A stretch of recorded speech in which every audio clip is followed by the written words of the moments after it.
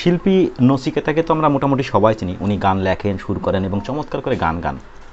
তো বাস্তববাদী যে গান, এটা দুনিয়াতে আমার কাছে উনি সর্বশ্রেষ্ঠ, চমৎকার গান গান। কিন্তু উনি যে গল্পও লেখেন এবং ওনার একটি গল্পের বইও বের করেছিলেন, যেটার নাম হচ্ছে নচিকেতা অমনিবাস। তো সেখান থেকে আজকে ওনার একটি গল্প পড়ে শোনানোর আশা জাগছে। তো শুরু করি।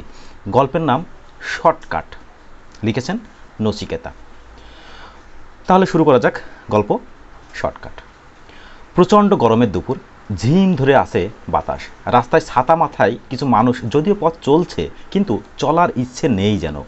বাসের চাকারা কিন্তু অবিরাম রাজপথের পিছের উপর জটিল গণিতের সমীকরণ তৈরি করে চলেছে। মনে হলো লোকটা সেই সমীকরণই জানতে এক ছুটে রাস্তার মাঝখানে গিয়ে দাঁড়িয়ে পড়েছিল। একটা বাসের চাকা তার রক্ত আর পিছের মাঝখানে আর এক নতুন সমীকরণ লিখল। হই হই করে একদল মানুষ ছুটে গিয়ে বৃত্ত বানালো। বিশুও তাদের মধ্যে ছিল। লোকটা রক্ত মেখে পড়ে আছে, আধ ময়লা একটা পাজামা আর সারা মুখে কাঁচা পাকা দাড়ি, বয়স বোঝা মুশকিল। লোকটাকে ধরাধরি করে একটি অনিচ্ছুক ট্যাক্সিতে তোলা হলো। 2-3 জন লোকের সঙ্গে বিশুও তাতে উঠে পড়ল। আরজিকর হাসপাতাল। লোকটাকে এমার্জেন্সিতে ভর্তি করে দেওয়া হলো। এবারে কাজ শেষ। উদ্ধারকারী মানুষেরা একে একে সটকে পড়ল। বিশুরও কেমন যেন মনে হলো শেষ না দেখে যাবে না। বিশু অপেক্ষা করতে লাগলো। সন্ধে নামলো মন্থর গতিতে। বিশু এগিয়ে যায় ইমার্জেন্সি ওয়ার্ডের দিকে। একজন জুনিয়র ডাক্তার বিরক্তি সহকারে অন্য একজনকে চার্জ বুঝিয়ে দিচ্ছে। তার ডিউটি শেষ। বিশুকে দেখে চিনতে পারে, বলে, ও তোমাদের আনা লোকটা আজ রাতটাও টিকবে না। বিশু চুপ করে থেকে বলে, একটু দেখে আসবো। ডাক্তারটি বলে, যাও। খাটের চারপাশে নানান লল।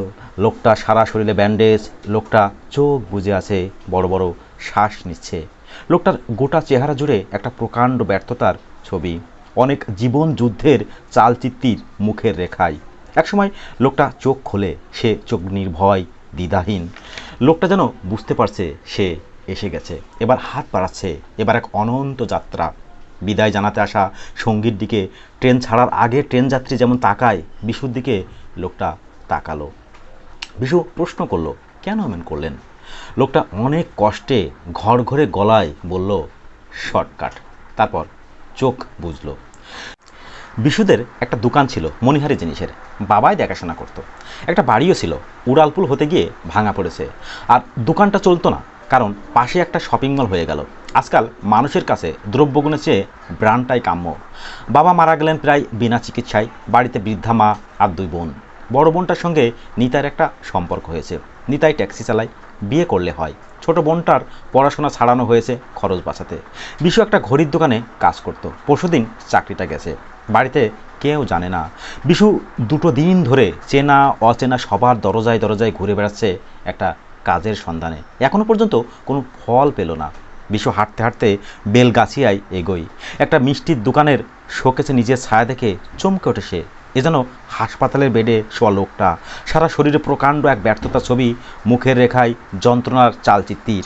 বিশু মুখ ঘুরিয়ে নেয়। কি যেন বলেছিল লোকটা?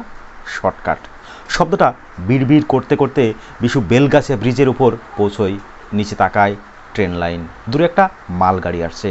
বিশু বিড়বিড় করে, শর্টকাট। অনেকক্ষণ ধরে শব্দ করে মালগাড়িটা ব্রিজ কাঁপিয়ে চলে যায়। বিশু নিজেকে আবিষ্কার করে সে তখনও ব্রিজের ধারে রেলিং ধরে দাঁড়িয়ে। রাত বাড়ছে, পুলিশ লরি ছাড়ছে হাত বাড়িয়ে পয়সার বিনিময়ে। বিশু বিড়বিড় করে, শর্টকাট। রাতে কুপির আলোয় মা বিশুকে খেতে দিচ্ছে 4টে রুটি আর ঢ্যাঁড়স ভাজা। মা বলে, অঞ্জুর একটু রাত হইব, নিতাইয়ের লগে সিনেমায় গেছে। বিশু চুপ করে রুটি চিবই। মা বলে চলে, নিতাই পোলাটা খারাপ না, মঞ্জুর লেগা একখান ফরক আনছে, আমারও একখান শাড়ি দিছে। কইতেছিল অঞ্জুরে কি একখান চাকরি দিবে।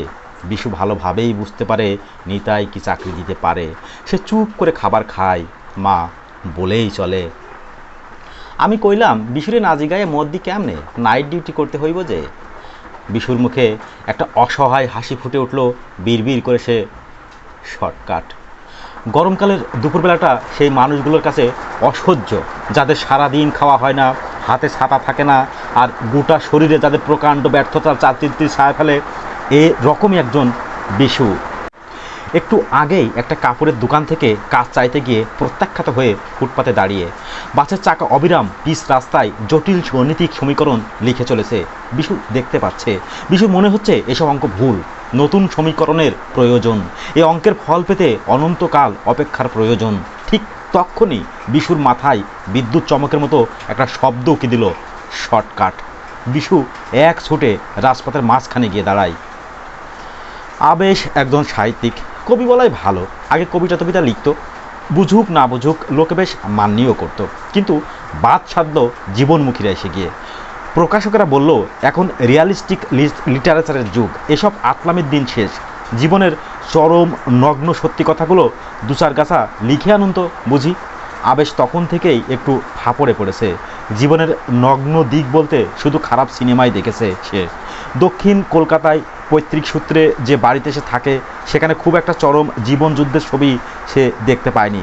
এখানে শুধু হ্যালো হাই কালচার, সে কালচারে সে বড় হয়েছে।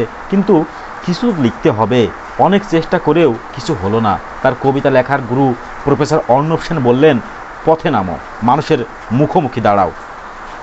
আবেশ ঠিক করলো পথেই নামবে। পথ প্রদর্শক হিসেবে পাওয়া গেল নানটাদাকে। নানটাদার একটা ভ্যান রিক্সা আছে, দক্ষিণ কলকাতার বাড়ি বাড়িতে কর্পোরেশনের জল বিক্রি করে, এক এক জার 5 টাকা। কর্পোরেশনের জল ছাড়া নাকি ডাল সেদ্ধ হয় না, কাচলে জামা কাপড় সাদা হয় না। আবেশদের গ্যারেজে এসে ভ্যান রেখে বাড়ি বাড়ি জল দেয়। এর জন্যে আবেশকে নানটাদা একটু সমীহ করে চলে। নানটাদা আবেশের প্রস্তাব শুনে তো অবাক, আরে আপনি আমার সঙ্গে ঘুরবেন, আমাদের জীবনে আছে কি লেখার মতো। আবেশ নাছর বান্দা। অবশেষে 100 টাকার বিনিময়ে নানটাদা রাজি হলো। সে স্তক 1 মাস আবেশ ঘুরেই চলেছে জীবন সংগ্রামের নগ্ন ছবির সন্ধানে। সল্ট লেকের পিছন দিকে নিউ টাউনশিপের রাস্তাটায় খুব বেশি গাড়ি চলে না, গরমকালের দুপুরবেলায় বেশ কম। একটা ঝুপড়ি চায়ের দোকানে আবেশ বসে ঘাম মুচ্ছে। নানটাদা একটা হাফ পাইট বাংলা মদ খেয়ে চারুর দোকানে মাঝবয়সী কালো বৌদির সঙ্গে রসিকতা করছে।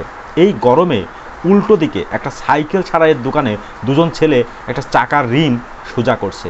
এপাশে একটা পান বিড়ির দোকান, দুজন ছেলে একটা বড় খাতা নিয়ে কী সব লিখছে। একটু দূরেই একটা খাবারের ঝুপড়ির দোকান, বাইরে কদর্য হাতের লেখায় ডিম ভাত 6 টাকা। মাঝে মাঝে গাড়ির চাকা রাস্তার পিচের উপরে জটিল গাণিতিক সমীকরণ লিখে যাচ্ছে।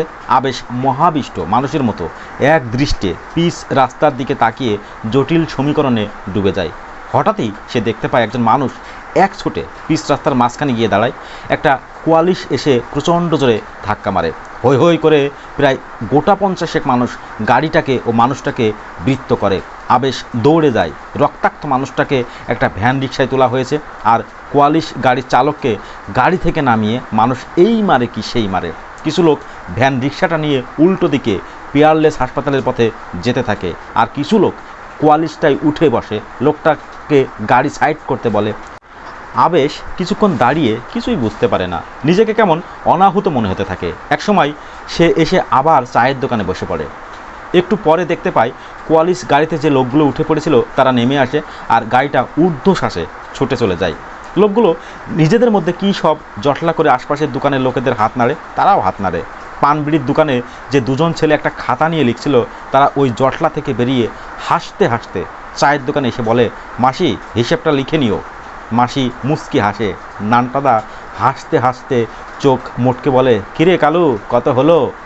কালু নামের ছেলেটি হাসতে গিয়ে আবেশকে দেখে গম্ভীর হয়ে যায়। নানটাদা বলে, আরে আমার লোক, আমার জিগরি দোস্ত। কালু আশ্বস্ত হয়ে হেসে বলে, 3000। শালা বহুত কিপটে। তারপর পাশে খাতা হাতে ছেলেটাকে বলে, গাড়ির নাম্বারটা ঠিক করে লিখেছিস তো?